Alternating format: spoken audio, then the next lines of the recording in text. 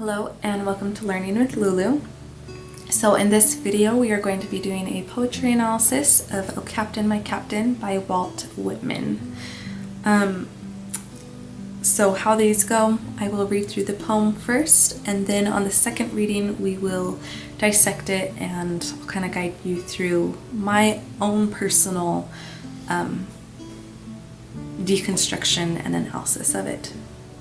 So, O Captain, My Captain by Walt Whitman. O Captain, my Captain, our fearful trip is done. The ship has weathered every rack, the prize we sought is won.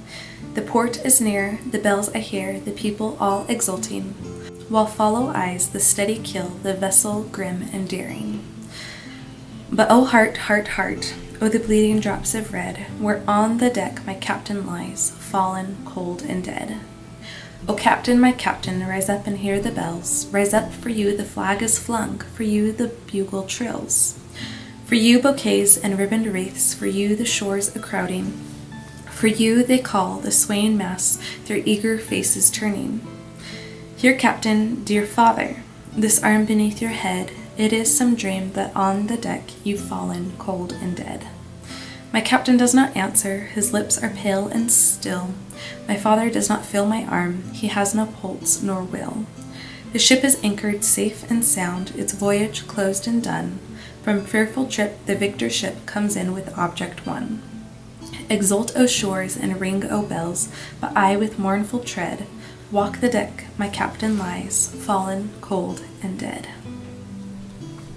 Okay, so just right off the bat, this poem was written by Walt Whitman about Abraham Lincoln. And so in dissecting this, I'll be kind of pointing out parts of it and what they are meant to be symbolizing in relation to Abraham Lincoln. So, and then also Walt Whitman himself, he was a resident of Washington, D.C., and I believe he, at a time, even acted as a nurse. And so that kind of clues in maybe a little bit to some of the imagery or the wording that he chooses. O Captain, that captain being Abraham Lincoln, my captain. Our, saying all of our, we've all been in this together, fearful trip. That fearful trip is the Civil War is done.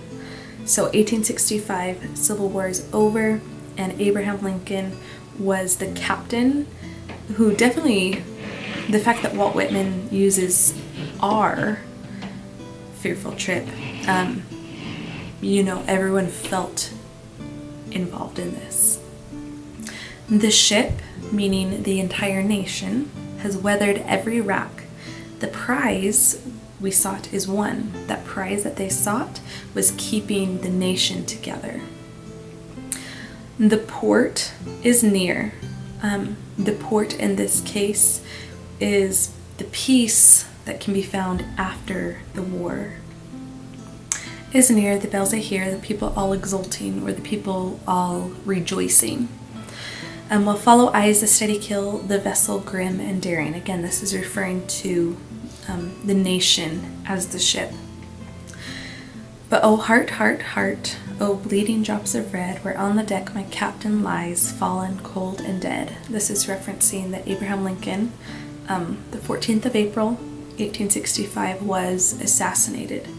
And so this horrific, fearful Civil War, it's done. The prize of keeping the nation together has been achieved. People are rejoicing, and peace post-war is close, but the captain has died as a result, and before this port can even be reached. O Captain, my Captain, rise up and hear the bells. Now the narrator is saying rise up to hear all this rejoicing, but also it kind of makes me think of church bells, of a connection to heaven. So maybe it's also asking this Captain Abraham Lincoln kind of a permission, like go to heaven. Rise up, for you the flag is flung. We have that alliteration there. For you the bugle trills. For you bouquets and ribboned wreaths. For you the shores are crowding. When I picture these, like this abundance of flowers and wreaths and bouquets, I can't help but think of you know, victors crowned in laurel leaves in, you know, old Grecian myths, and you know, this almost mythic celebration of someone. And for you they call the swaying mass, their eager faces turning. It's, you know, it's the very end, and this is when he dies, when everyone's turning to see that, you know, the prize has been won, that the nation has been kept together and is nearing peace. Oh captain, dear father.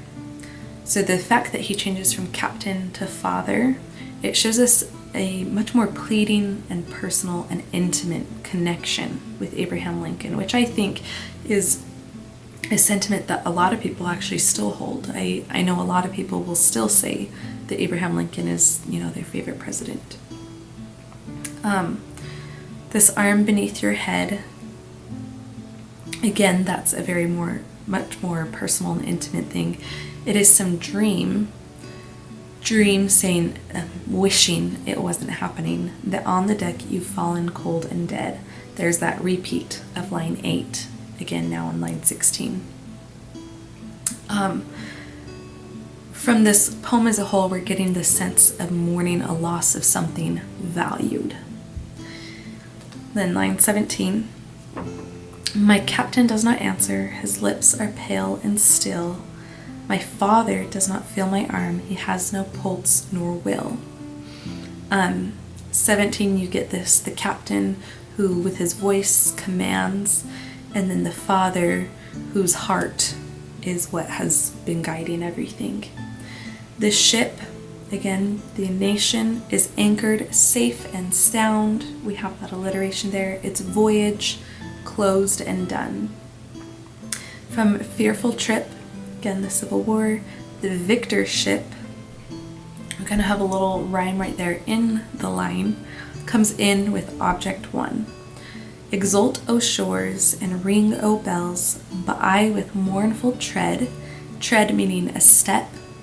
For me, that implies movement still, and perhaps even this ambivalence, this fear of moving backward. You know, even though the captain is dead, there must still be movement. Walk the deck, my captain lies, fallen cold and dead. Again, we have that repeat in line 24 of lines 8 and 16. I want to take it back to where he says, but I with mournful tread walk the deck, my captain lies. I feel like there it's also implying a bit of an intention to carry on Abraham Lincoln's legacy, which no doubt has been done. So yeah, overall this is a poem in mourning of the loss of something valued. And it's in a symbolic way really capturing the emotions and the feelings that were felt by those who mourned the loss of Abraham Lincoln and his assassination in 1865. So I hope you find this video helpful. If you have any additional thoughts on it, please make sure to leave those in the comments down below so we can have a conversation there. But again, like this video, make sure to subscribe to the channel. I apologize for my voice. And I think that's a sign I need to close out now. So I hope to see you back around.